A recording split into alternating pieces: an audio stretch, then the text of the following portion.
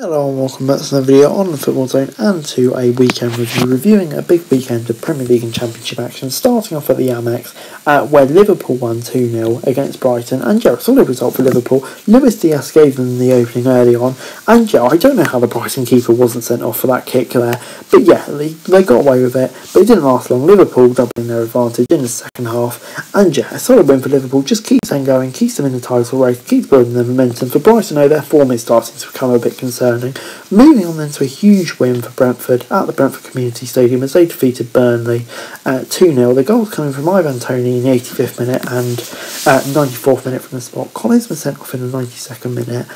For Brentford, though, deserving victory here, better team, and yeah, they left it late, but you know, great result for them, and yeah, they're definitely getting out of the relegation zone now. For Burnley, however, in 19th place, it's looking tough for them. They do have their game in hand. Everton aren't in great form, so there is still hope, but yeah, it's looking tough for them.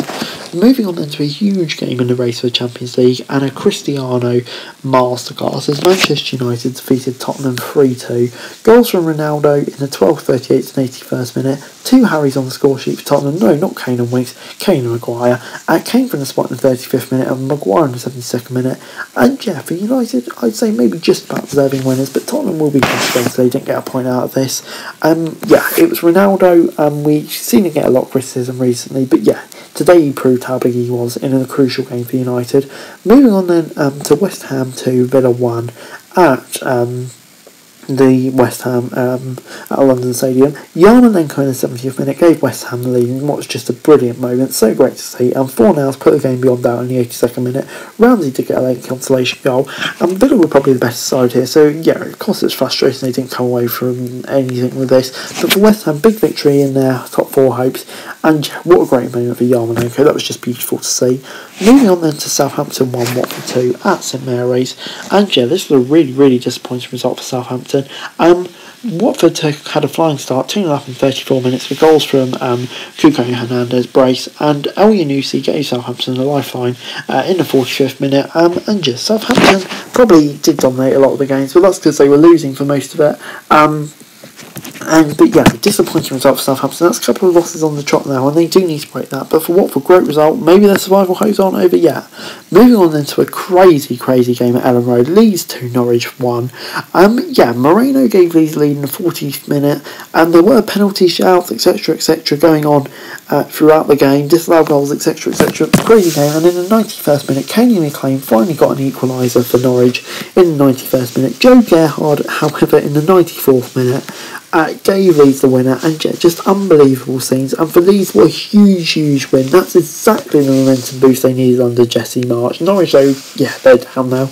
Everton 0, Wolves 1 was the score at Goodison Park on Sunday in the Premiership. Conor Cody in the 49th minute gave Wolves the lead, and John Joe Kennedy compounded Everton's misery when he was sent off in the 78th minute. And yeah, for Wolves, it was only 1-0, but to be honest, it was a comfortable victory. It never really looked in doubt. And for Wolves, great win for them after being on a bit of a shaky run up to 7th now. They're having a great season. Moving on then to Chelsea 1, Newcastle 0 at Stamford Bridge, and yeah, we've seen all the off-field issues Chelsea are having, but you know, they put it aside on the pitch. It was controversial though. Kai Havertz with the goal in the 89th minute to give Chelsea the win. I mean, like, it wasn't the best performance you've ever seen, but Chelsea did dominate most of the game really, and were deserving winners, I'd say. But Newcastle will feel hard done by when Kai Havertz wasn't given a red card for an elbow, which, to be honest, it was. I mean, like, they did get lucky here. But moving on then to Arsenal, and they defeated Leicester 2-0 at the Emirates. Thomas Partey and Alexandre Lacazette with the goals for Arsenal, and yeah, another win for Arsenal, and they're just absolutely flying at the moment. Brilliant to see. Arteta's doing a brilliant job there, and they're firmly in contention for the Champions League spot. Yeah, they're probably favourites now. But for Leicester, another disappointing result, another poor result, and yeah, the season's just petering away.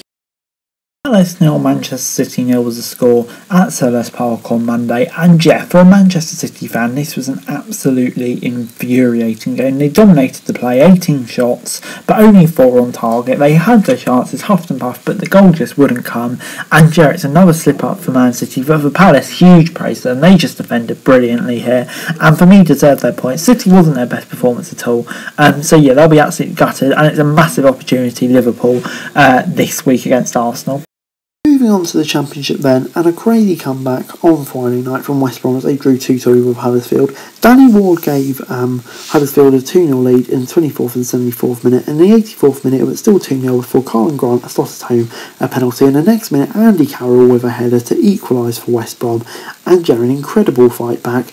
And Huddersfield will be absolutely gutted because they dominated long periods of this game and just totally collapsed at the end. And with Bournemouth on a bit of a shaky run at the moment, yeah, it's really ended all hopes of automatic promotion. Moving on then to a team also in the automatic promotion race, but not really a race anymore. But anyway, that picked up a disappointing result, and they drew 1-1 away at Barnsley. Great result for Barnsley. Carlton Morris giving the lead in the 44th minute. I have no idea how this was ever a penalty, but you know, it was given somehow to give them the lead. And then Harry Wilson in the 86th minute equalised for Fulham. And then proceeds to miss a sitter. It was a funny old game this, but yeah, on the whole, good point for Barnsley. Fulham will be gutted. Moving on then to Cardiff and Preston drawing 0-0 at the Cardiff City Stadium. And yeah, this was a typical case of getting towards the end of the season. What was it, 10 games to go now-ish? And these two teams have nothing really to play for. It wasn't a great game at all. And yeah, these were the two sides that were very, very evenly matched. There's not that to talk about really. I mean, like, maybe we should just use the 30 seconds here to talk about maybe these teams, you know, just play 11 strikers on the pitch, make these dead rubbers a bit more interesting, something like that. Moving on then to Blackpool, and they picked up another victory, this time over Swansea. Kind of a similar scenario in this one, but at least we did get a goal, and it came early on through Gary Nadine in the 4th minute. Another win for Blackpool. 3 wins on the trot for them, and yeah, they're looking really good at the moment. Neil Critchley just showing what a great manager he is, but for Swansea, another disappointing result. They're in 16th, just having a disappointing end towards the season. So yeah, hopefully they can pick up their form. But yeah, once again, just kind of dead rubber between two teams with not a lot to play for. Moving on then to Peterborough, and they drew 2-2 with Stoke at the Western Home Stadium. Jacob Brown gave Stoke the lead in the 28th minute before Johnson Clark-Harris equalised in the 33rd minute. Lewis Baker gave Stoke the lead in the 84th minute from the spot before Johnson Clark-Harris once again scored in the 91st minute to give Peterborough the draw. And yeah, for Peterborough, they'll be annoying because they would have seen this as a winnable game to really get themselves back in the relegation picture, but yeah, they kind of blown it. For Stoke, pressure going on. Moving on then to Nottingham Forest, and they easily disposed of Reading 4-0. First goal came like 17 seconds in or whatever through Keenan Davis, and then yeah, he got another, and then Ryan Yates and Sam Surridge also with goals in the second half. And yeah, dominant victory for Forest, and against a Reading team that just collapsed yet again. Really poor from Reading. Forest, easy victory for them, they didn't have to work for it. And yeah, with teams around and not winning, it couldn't have gone better for them. But Reading, we say this every week, but they are in deep trouble.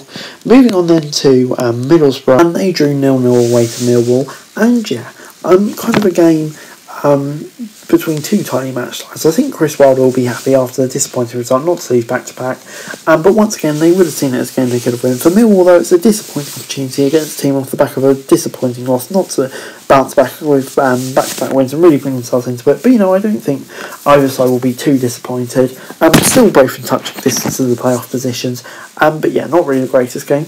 Moving on then to Coventry, and they picked up a solid victory at the weekend, 4-1 over Sheffield United. I don't think many people saw this coming, especially when Sander Berge gave Coventry the lead. But yeah, Gokares, O'Hare with a brace, and Godden for Coventry with the goals. And yeah, Coventry were just absolutely outstanding here. The defence, say, for Sheffield United, it was just abysmal. Yeah, really poor. For Coventry, though, a great result for them.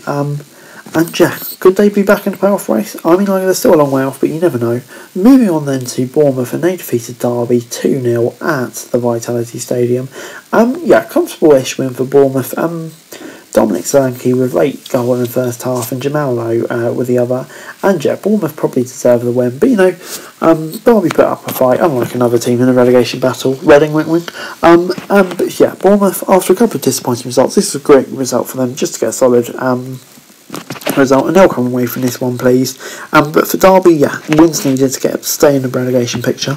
Moving on then to Blackburn 0, Bristol City 1 at Ewood Park, and yeah, Blackburn missed a penalty in the second half and they were punished in stoppage time when Vyman scored in the 92nd minute. And for Blackburn, oh my god, with like Brent Brereton and Diaz, do they just like find it impossible to score or something like that? Because it certainly seems like it. They were the best team here, created more chances but just couldn't put the ball in the back of the net.